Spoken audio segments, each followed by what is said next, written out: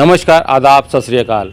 लोकसभा चुनाव का बिगुल बज चुका है और हमारे साथ हैं मुस्लिम महासंघ के राष्ट्रीय अध्यक्ष फरत अली जी। उनसे जान लेते हैं कि रामपुर की जो पहले चरण का जो मतदान है, जो चुनाव होगा, उसको लेकर जनता में बड़ी उत्सुकता है कि रामपुर से गठबंधन का प्रत्याशी कौन होगा, क्योंकि रामपुर की सीट जो है वो समाजवादी पार्टी के खाते में जाती थी और इस बार गठबंधन के साथ समाजवादी पार्टी का यहाँ पर प्रत्याशी होगा। वो प्रत्याशी कौन होगा, ये लोगों में बड़ी जो है चर्चा का विषय बना हुआ है और रोज़ आकलन लगते हैं कि ये होगा वो होगा। लेकिन भारतीय जनता पार्टी ने यहाँ पर अपना प्रत्याशी घोषित कर दिया है और 2 साल पहले उपचुनाव में जीते घनश्याम सिंह लोधी को दोबारा से रामपुर का लोकसभा प्रत्याशी बनाया है। जबकि मायावती जी ने अभी तक रामपुर की लोकसभा सीट से अपना कोई प्रत्याशी खड़ा नहीं किया है, जबकि उनका कहना है कि वो अपने दम पर उत्तर प्रदेश में चुनाव लड़ेंगी, किसी से गठबंधन नहीं करेंगी। आइए जान लेते हैं आखिर देरी क्यों हो रही गठबंधन के प्रत्याशी को लेकर। देखें, भाजपा ने जो विश्वास किया है घनश्याम सिंह लोधी जी पे, आपके टीवी चैनल के माध्यम से बताता चलूँ कि घनश्याम सिंह लोधी जी वेल बिहेव्ड हैं, डिसिप्लिन्ड है और उनका जो प्यार है वो तमाम लोगों के लिए एक सा है। हमने देखा है उनके कार्यालय पर कि सभी लोग उनके यहाँ काम कराने आते हैं, वो बिना भेदभाव के काम करते हैं। और उनका जो टिकट हुआ वो जन जन की आवाज़ थी और भारतीय जनता पार्टी के जो संगठन होता है, जो टिकट बांटने वाले होते हैं, वो ये नहीं देखते कि नेता क्या बोल रहे हैं, वो ये देखते हैं कि जनता क्या चाहती है। तो जनता की चाहत पर यहाँ पर घनश्याम जी का टिकट हुआ और घनश्याम सिंह पिछली बार कम वोटों से जीते थे और मुझे यकीन है कि वो इस बार जो भी विपक्ष यहाँ पर आएगा, कितना भी मजबूत हो, उसकी ज़मानत जब्त करा देंगे। रही बात मायावती जी की, तो मायावती जी खाली टिकट लेके दलितों का वोट मांगने क्यों आ जाती हैं? जब दलित परेशान होते हैं, मजबूर होते हैं, वो आपको आवाज़ लगाते हैं कि आप आइए हमारी आवाज़ सुने। उस वक्त आप सोए रहते हैं।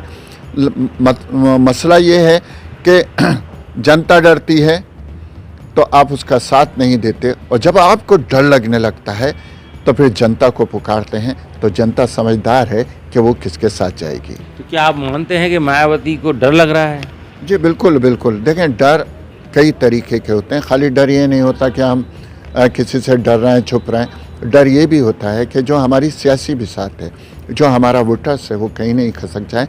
और मायावती जी को यकीन हो चुका है कि हमारा वोटर खिसक चुका है, वरना जो है वो इस तरीके की जो घबराहट है वो उनके चेहरे से जाहिर नहीं होती। कहाँ जा रहा है आखिर मायावती का वोटर? देखें, लाजमी सी बात है कि अगर मायावती जी के वोटर को सर पे छत मिली है, आयुष्मान कार्ड मिला है स्वास्थ्य के लिए, और अभी अभी जो है वो फ्री ऑफ कास्ट अनाज मिल रहा है, या अन्य योजनाओं का जितना दलित लोग या पिछड़ा वर्ग फ़ायदा ले रहा है, तो लाजमी सी बात है कि सब लोग अपना मान सम्मान रखते हैं। और वो जो है, मुझे लगता है कि मोदी जी के कामों से खुश हैं। और जब हम खुश होते हैं तो जो भी हमें देना होता है, चाहे मतदान करना हो, तो हम अपना मत उसी तरफ दान करते हैं जिससे हमें कुछ मिलता है। अच्छा, ऐसी बेचैनी क्यों है? हमने कई भाजपा के नेताओं में देखा, उनमें ये एक बेचैनी सी है कि गठबंधन की तरफ से कौन प्रत्याशी आएगा, जबकि सूत्र बताते हैं कि आज़म खान इस चुनाव में खुद लड़ने का मन बना रहे हैं, लेकिन क्योंकि उनके ऊपर कानूनी शिकंजा कसा हुआ है, कई मुकदमों में उनको सज़ा हो चुकी है और वो जेल में हैं। अभी हाल ही में कल जो उनके ऊपर दोषी करार दिया गया है डूंगरपुर मामले में, उसमें भी उन्हें राहत नहीं मिली है और संभवतः है कि उन्हें 1-2 दिन में उसमें सज़ा हो जाएगी। तो आखिर आज़म खान किस बिना पे ये मंसूबा बना रहे हैं कि वो लोकसभा चुनाव इस बार आकर लड़ें? हमें नहीं लगता कि कानूनी दांवपेच से कहीं उन्हें राहत मिलेगी। आपका क्या मानना है? देखें, जो जैसा बोएगा वैसी काटेगा। आज़म साहब ने जैसा बोया था वैसे ही काटा है। अब रह जाती है कि आज़म साहब चुनाव लड़ेंगे, तो मुझे पूरा यकीन है कि हमारा जो माननीय न्यायालय है और जो हमारा निर्वाचन आयोग है, तो वो ऐसे किसी भी को चुनाव लड़ने की आज्ञा देगा ही नहीं। जो अपराधी हो, दोषी करार दे दिया गया हो, तो आज़म साहब के लोगों के पास जो है वो कुछ भी नहीं है यहाँ पर, दूसरा कोई ऑप्शन ही नहीं है कि वो कोई और बात करें, बस खाली वो आज़म खां की बात करते हैं। और रही बात जो बीजेपी के कार्यकर्ता हैं या उनके चेहरे पे कोई घबराहट हो, हम तो समझते हैं कि मोदी जी की वजह से ऐसा विश्वास है लोगों में जो कभी आज तक ना कभी देखा गया है और ना कभी देखा जाएगा। अच्छा, बात करें अभी चुनाव से पहले ही अमित शाह जी ने CAA को लागू कर दिया है। उससे मुस्लिम लोगों में भ्रम है कि हमें कहीं ना कहीं इस देश से निकाला जाएगा। उसको लेकर क्या मानते हैं आप? क्या जब ये कानून पास किया गया था, बिल पास किया था, तभी लागू कर देना चाहिए था? आखिर चुनाव के एंड वक्त पे ही क्यों? देखें, सबसे पहले तो मैं ये बताता चलूँ कि जो CAA कानून लागू हुआ है उससे मुसलमानों को या किसी भी अन्य को घबराने की ज़रूरत नहीं है। मुसलमान इस देश का निवासी है, था और हमेशा रहेगा। CAA ने ये साफ जाहिर किया है। हमने पूरा उनका जो मैनिफेस्टो है वो पूरा कानून का पढ़ा है और कई TV डिबेट्स में भी रहा हूँ। लेकिन आपके माध्यम से यहाँ के अपने देश के मुसलमानों को जहाँ जहाँ मेरी आवाज़ जाएगी और ख़ास तौर से मुस्लिम बाहुल्य क्षेत्र है रामपुर, इन मुसलमानों को ये यकीन दिलाना चाहता हूँ कि ये जो विदेश से आए हुए हमारे अल्पसंख्यक लोग हैं, जो जैसे पाकिस्तान, अफ़गानिस्तान, बांग्लादेश, जिनके ऊपर धर्मांतरण कराने की पूरी कोशिश हुई थी। अगर मैं मुसलमान हूँ और मुसलमान बन के बोल रहा हूँ तो मुझे इंसानियत को भी ज़िंदा रखना है। तो मैं ये मानता हूँ कि ये क़ानून उन लोगों को देने के लिए CAA लागू किया गया है, ना कि किसी को जो है किसी की नागरिकता छीनी जाएगी। अब रह जाती है आपकी दूसरी बात कि इसी वक्त क्यों निर्णय लिया गया।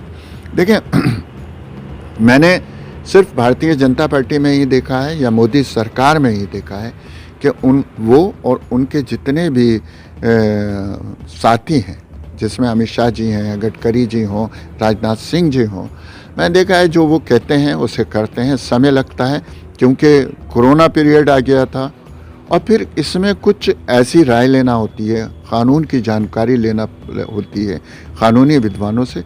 वो जानकारी लेने के बाद ही एक CAA जारी करना था, वो CAA जारी हुआ है और हम सभी मुसलमान CAA का स्वागत करते हैं, इसलिए कि हम मुसलमानों को CAA से किसी भी तरीके का कोई ख़तरा, कोई नुकसान नहीं है। अच्छा, बात कर लेते हैं। आपने कहा कि सरकार अपने वादों को पूरा कर रही है, लेकिन अगर सूत्रों की माने तो यहाँ तक कि विपक्ष की भी माने तो कई ऐसे वादे हैं जो लगता नहीं कि सरकार ने पूरे किए होंगे, क्योंकि विपक्ष बार बार उस मुद्दे को उठाता है। जैसे काला धन इंडिया में लाने की बात थी, वो लाने की बजाय 200% और बढ़ गया। इस पे क्या कहेंगे?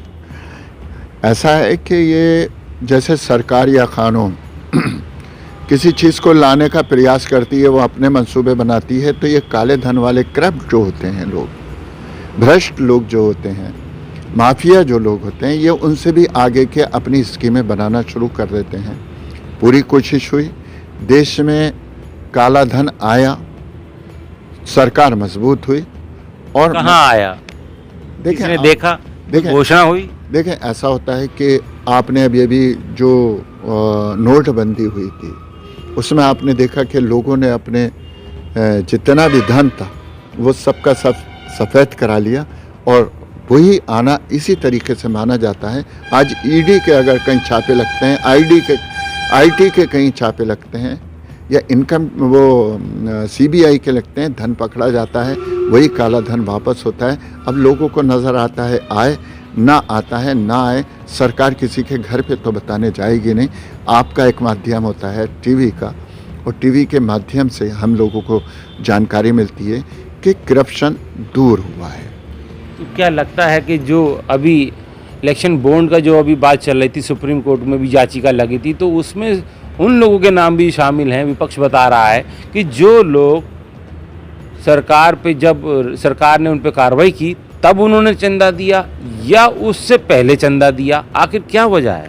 देखिए ऐसा होता है कि जो मेरा मानना है, मैं इसमें कानून सरकार का कोई उदाहरण नहीं दूंगा, कि जब ये लगता है कि हमारा काला धन अब जो है वो ज़ब्त कर लिया जाएगा, तो कुछ लोग होते हैं कि अपनी ज़ब्ती को बनाने के लिए उसको प्रेजेंट कर देते हैं। हमें काला धन चाहिए था, मतलब सरकार को काला धन चाहिए था। काला धन अब प्रेजेंट के रूप में तोहफे के तौर पे आए या फिर उसको ज़ब्त कर लिया जाए, तो काला धन वापस हुआ है। अभी जो आपने बात की SBI वाली, कि वहाँ पर ऐसे लोग शामिल हैं, तो इस पर इस कानूनी प्रक्रिया में माननीय सर्वोच्च न्यायालय ने कड़ा निर्देश लिया है। इसमें जो भी दोषी होगा, वो कोई भी हो, उसको दोषी ही करार दिया जाएगा, ना कि उसको छोड़ा जाए किसको चुना। चलिए आपसे बात कर लेते हैं। अभी यहाँ पर कल CM योगी आदित्यनाथ जी आए थे और करोड़ों रुपए की सौगात रामपुर को दे के गए हैं, लेकिन वहाँ पर कई ऐसे चेहरे हैं जो नहीं दिखे मंच पर। अब वहाँ पर मंच पर जाने की बाद जो दूसरी लिस्ट थी, सूत्र बताते हैं कि उस लिस्ट के हिसाब से लोगों को ऊपर मंच पे नहीं जाने दिया गया। आखिर क्या वजह थी? देखिए, एक तो चुनाव जो है आचार संहिता लागू होने वाली थी, योगी जी का पास टाइम कम था, और जब माननीय मुख्यमंत्री जी आते हैं तो सुरक्षा बहुत बढ़ जाती है। तो सबसे बड़ा कारण ये रहा कि स्टेज पे वही लोग रहे जिनके नाम थे। जाना तो सब चाहते हैं, खाली नेता ही नहीं चाहते, आम इंसान भी अपने मुख्यमंत्री। आप भी गए थे क्या?